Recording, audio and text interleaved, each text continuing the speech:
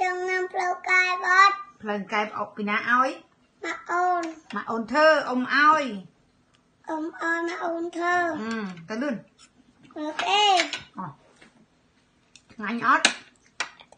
ôn là tôi nằm bao ok nhắm đây chân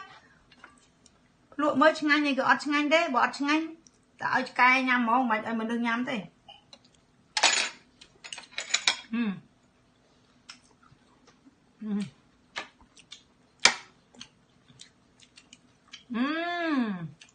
lần cài ông nó ta có má ngành ót ngành bên nào ok má play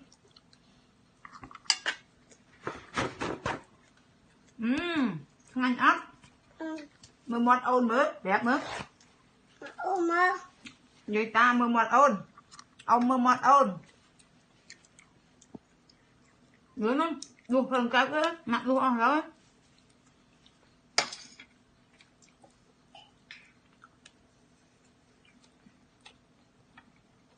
ngành ót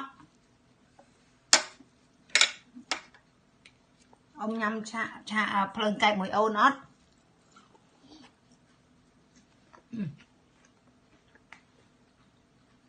chắc luôn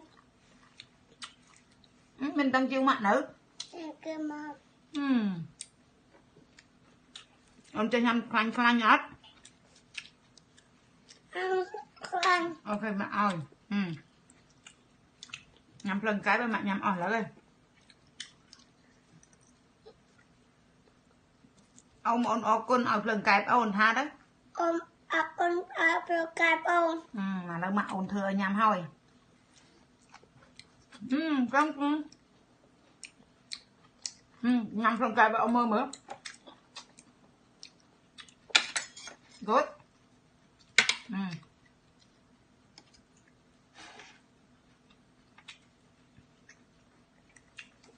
wow ngành nó ngành ót ngành mất ra mới cho anh mẹ ngành mày